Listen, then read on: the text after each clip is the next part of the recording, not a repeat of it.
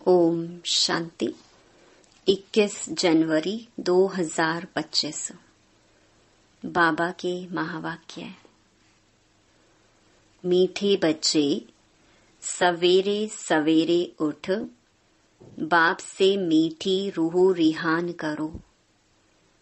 बाप ने जो शिक्षाएं दी हैं उन्हें उगारते रहो। प्रश्न: सारा दिन खुशी खुशी में बीते, उसके लिए कौन सी युक्ति रचनी चाहिए? उत्तर: रोज अमृत वेले उठकर ज्ञान की बातों में रमण करो। अपने आप से बातें करो। सारे ड्रामा के आदि मध्य अंत का सिमरन करो।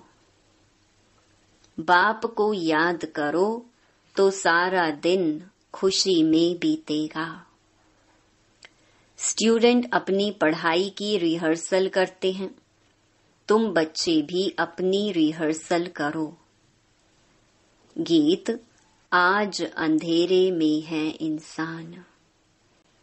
ओम शांति। मीठे मीठे सिकिलधे बच्चों ने गीत सुना। तुम भगवान के बच्चे हो ना? तुम जानते हो भगवान हमको राह दिखा रहे हैं। वह पुकारते रहते हैं कि हम अंधेरे में हैं, क्योंकि भक्ति मार्ग है ही अंधियारा मार्ग। भक्त कहते हैं हम तुमसे मिलने के लिए भटक रहे हैं। कब तीर्थों पर, कब कहाँ दान पुण्य करते मंत्र जपते हैं। अनेक प्रकार के मंत्र देते हैं, फिर भी कोई समझते थोड़े ही हैं कि हम अंधेरे में हैं। सोझरा क्या चीज है कुछ भी समझते नहीं, क्योंकि अंधियारे में हैं। अभी तुम तो अंधियारे में नहीं हो। तुम वृक्ष में पहले पहले आते हो, नई दुनिया में जाकर राज्य करते हो, फिर सीढ़ी उतरते हो। इसके बीच में इस्लामी, बौद्धि, क्रिश्चियन आते हैं। अब बाप फिर सैपलिंग लगा रहे हैं। सवेरे उठकर ऐसे ऐसे ज्ञान की बातों में रमण करना चाहिए। कितना यह वंडरफुल नाटक है। इस ड्रामा के फिल्म रील की ड्यूरेशन है 5000 वर्ष। सतयुग की आयु इतनी, त्रेता की आयु इतनी। बाबा में भी यह सारा ज्ञान है ना? दुनिया में और कोई नहीं जानते। तो बच्चों को सवेरे सवेरे उठकर एक तो बाप को याद करना है और ज्ञान का सिमरन करना है खुशी में। अभी हम सारे ड्रामा के आदि मध्य अंत को जान चुके हैं। बाप कहते हैं कल्प की आयु ही 5000 वर्ष है। मनुष्य कह देते लाखों वर्ष। कितना वंडरफुल नाटक है। बाप बैठ जो शिक्षा देते हैं उसको फिर उगाड़ना चाहिए, रिहर्सल करना चाहिए। स्टूडेंट पढ़ाई की रिहर्सल करते हैं ना? तुम मीठे मीठे बच्चे सारे ड्रामा को जान गए हो। बाबा ने कितना सहज रीति बताया है कि यह अनादि अविनाशी ड्रामा है। इसमें जीतते हैं और फिर हारते हैं। अब चक्कर पूरा हुआ, हमको अब घर जाना है। बाप का फरमान मिला है, मुझ बाप को याद करो। यह ड्रामा की नॉलेज एक ही बाप देते हैं। नाटक कभी लाखों वर्ष का थोड़े ही होता है। कोई को याद भी ना रहे। 5000 वर्ष का चक्कर है जो सारा तुम्हारी बुद्धि में है। कितना अच्छा हार और जीत का खेल है। सवेरे उठकर ऐसे ऐसे ख्याल चलने चाहिए। हमको बाबा रावण पर जीत पहनाते हैं। ऐसी ऐसी बातें सवेरे सवेरे उठ अपने साथ करनी चाहिए तो आदत पड़ जाएगी। इस बेहद के नाटक को कोई नहीं जानते हैं। एक्टर होकर आदि मध्य अंत को नहीं जानते हैं। अभी हम बाबा द्वारा लायक बन रहे हैं। बाबा अपने बच्चों को आप समान बनाते हैं। आप समान भी क्या, बाप तो बच्चों को अपने कंधे पर चढ़ाते हैं। बाबा का कितना प्यार है बच्चों से, कितना अच्छी रीति समझाते हैं।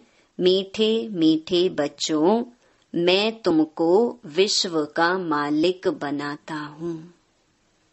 मैं नहीं बनता हूँ, तुम बच्चों को बनाता हूँ।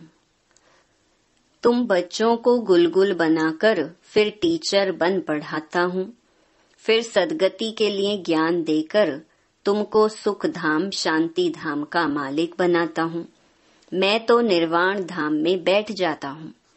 लौकिक बाप भी मेहनत कर धन कमाकर सब कुछ बच्चों को देकर खुद वानप्रस्थ में जाकर भजन आदि करते हैं। परंतु यहाँ तो बाप कहते हैं, अगर वानप्रस्थ अवस्था है तो बच्चों को समझाकर तुम्हें इस सर्विस में लग जाना है। फिर गृहस्थ व्यवहार में फंसना नहीं है। तुम अपना और दूसरों का कल्याण करते रहो। अभी तुम सबकी वानप्रस्थ अवस्था है। बाप कहते हैं, मैं आया हूँ तुमको वाणी से परे ले जाने लिए। अपवित्र आत्माएं तो जा न सके, यह बाप सम्मुख समझा रहे हैं। मजा भी सम्मुख में है, वहाँ तो फिर बच्चे बैठ सुनाते हैं। यहाँ बाप सम्मुख है, तब तो मधुबन की महिमा है ना। तो बाप कहते हैं, सवेरे उठने की आदत डालो। भक्ति भी मनुष्य सवेरे उठकर करते हैं, परंतु उससे वर्षा तो मिलता नहीं। वर्षा मिलता है रचता बाप से, कभी रचना से वर्षा मिल न सके। इसीलिए कहते हैं, हम रचता और रचना के आदि मध्य अंत को नहीं जानते हैं। अगर वह जानते होते तो वह परंपरा चला आता। बच्चों को यह भी समझाना है कि हम कितने श्रेष्ठ धर्म वाले थे, फिर कैसे धर्म भ्रष्ट कर्म भ्रष्ट बने हैं। माया गॉडरेज का ताला बुद्धि को लगा देती है। इसीलिए भगवान को कहते हैं, आप बुद्धिवानों की बुद्धि हो, इनकी बुद्धि का ताला खोलो। अब तो बाप सम्मुख समझा रहे हैं, मैं ज्ञान का सागर हूँ, तुमको इन द्वारा समझाता हूँ। कौन सा ज्ञान? यह सृष्टि चक्र के आदि मध्य अंत का ज्ञान, जो कोई भी मनुष्य दे ना सके। बाप कहते हैं, सत्संग आदि में जाने से फिर भी स्कूल में पढ़ना अच्छा है। पढ़ाई सोर्स ऑफ इनकम है। सत्संगों में तो मिलता कुछ नहीं। दान पुण्य करो, यह करो, भेंटा रखो, खर्चा ही खर्चा है। पैसा भी रखो, माथा भी टेको, टिप्पण ही घिस जाती। अभी तुम बच्चों को जो ज्ञान मिल रहा है उसको सिमरन करने की आदत डालो और दूसरों को भी समझाना है। बाप कहते हैं, अब तुम्हारी आत्मा पर बृहस्पति की दशा है। वृक्षपति भगवान तुमको पढ़ा रहे हैं। तुमको कितनी खुशी होनी चाहिए। भगवान पढ़ाकर हमको भगवान भगवती बनाते हैं। ओहो, ऐसे बाप को जितना याद करेंगे तो विकर्म विनाश होंगे। ऐसे ऐसे विचार सागर मंथन करने की आदत डालनी चाहिए। दादा हमको इस बाप द्वारा वर्षा दे रहे हैं। खुद कहते हैं, मैं इस रथ का आधार लेता हूँ। तुमको ज्ञान मिल रहा है ना। ज्ञान गंगाएं ज्ञान सुनाकर पवित्र बनाती हैं कि गंगा का पानी। अब बाप कहते हैं, बच्चे तुम भारत की सच्ची सच्ची सेवा करते हो। वह सोशल वर्कर्स तो हद की सेवा करते हैं। यह है रूहानी सच्ची सेवा। भगवान उवाच, बाप समझाते हैं भगवान पुनर्जन्म रहित है। श्री कृष्ण तो पूरे 84 जन्म लेते हैं, उनका गीता में नाम लगा दिया है, नारायण का क्यों नहीं लगाते हैं? यह भी किसको पता नहीं कि श्री कृष्ण ही श्री नारायण बनते हैं। श्री कृष्ण प्रिंस था, फिर राधे से स्वयंवर हुआ। अब तुम बच्चों को ज्ञान मिला है, समझते हो शिव बाबा हमको पढ़ाते हैं। वह बाबा भी है, टीचर सतगुरु भी है, सदगति देते हैं। ऊंच ते ऊंच भगवान शिव ही है। वह कहते हैं मेरी निंदा करने वाले ऊंच ठौर पा नहीं सकते। बच्चे अगर नहीं पढ़ते हैं तो मास्टर की इज्जत जाती है। बाप कहते हैं तुम मेरी इज्जत नहीं गंवाना, पढ़ते रहो, एम ऑब्जेक्ट तो सामने खड़ी है। वह फिर गुरु लोग अपने लिए कह देते हैं, जिस कारण मनुष्य डर जाते हैं। समझते हैं कोई श्राप ना मिल जाए, गुरु से मिला हुआ मंत्र ही सुनाते रहते हैं। सन्यासियों से पूछा जाता है तुमने घर बार कैसे छोड़ा? कहते हैं यह व्यक्त बातें मत पूछो। अरे क्यों नहीं बताते हो? हमको क्या पता तुम कौन हो? शुरूढ़ बुद्धि वाले ऐसी बात करते हैं। अज्ञान काल में कोई कोई को नशा रहता है। स्वामी राम तीर्थ का अनन्य शिष्य स्वामी नारायण था। उनकी किताब आदि बाबा की पढ़ी हुई है। बाबा को यह सब पढ़ने का शौक रहता था। छोटेपन में वैराग्य आता था। फिर एक बार बाइस्कोप देखा, बस वृत्ति खराब हुई, साधुपना बदल गया। तो अब बाप समझाते हैं वह सब गुरु आदि हैं भक्ति मार्ग के। सर्व का सदगति दाता तो एक ही है, जिसको सब याद करते हैं, गाते भी हैं। मेरा तो एक गिरधर गोपाल, दूसरा ना कोई। गिरधर श्री कृष्ण को कहते हैं। वास्तव में गाली यह ब्रह्मा खाते हैं। श्री कृष्ण की आत्मा जब अंत में गांव का छोरा तमो प्रधान है, तब गाली खाई है। असल में तो यही श्री कृष्ण की आत्मा है ना। गांव में पला हुआ है, रास्ते चलते ब्राह्मण फंस गया, अर्थात बाबा ने प्रवेश किया, कितनी गाली खाई। अमेरिका तक आवाज चला गया। वंडरफुल ड्रामा है। अभी तुम जानते हो तो खुशी होती है। अब बाप समझाते हैं यह चक्कर कैसे फिरता है। हम कैसे ब्राह्मण थे, फिर देवता क्षत्रिय बने। यह 84 का चक्कर है। यह सारा स्मृति में रखना है। रचता और रचना के आदि मध्य अंत को जानना है, जो कोई नहीं जानते हैं।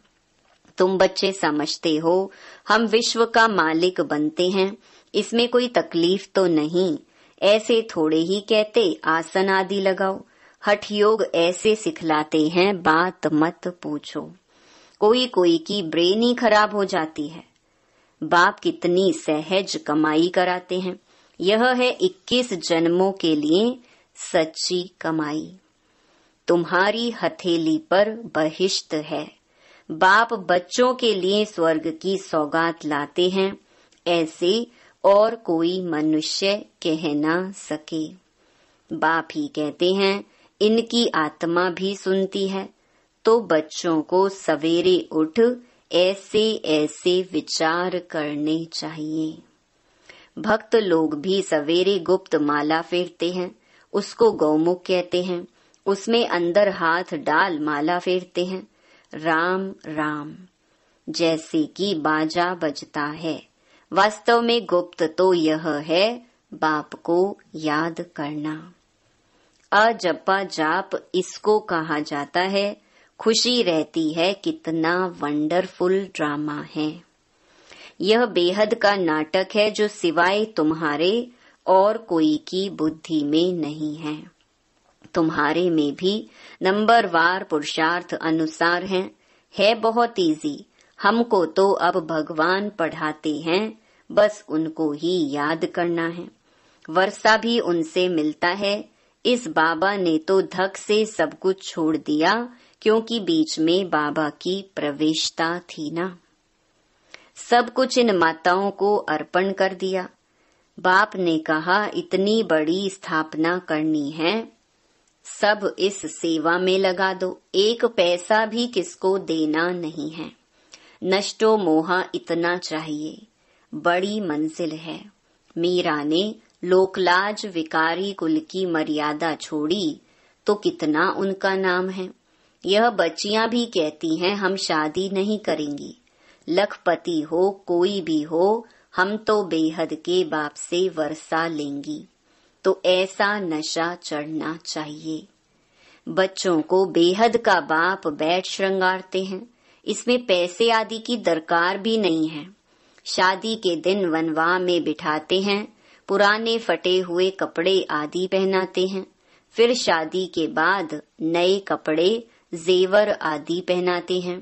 यह बाप कहते हैं मैं तुमको ज्ञान रत्नों से श्रृंगारता हूँ, फिर तुम यह लक्ष्मी नारायण बनेंगे।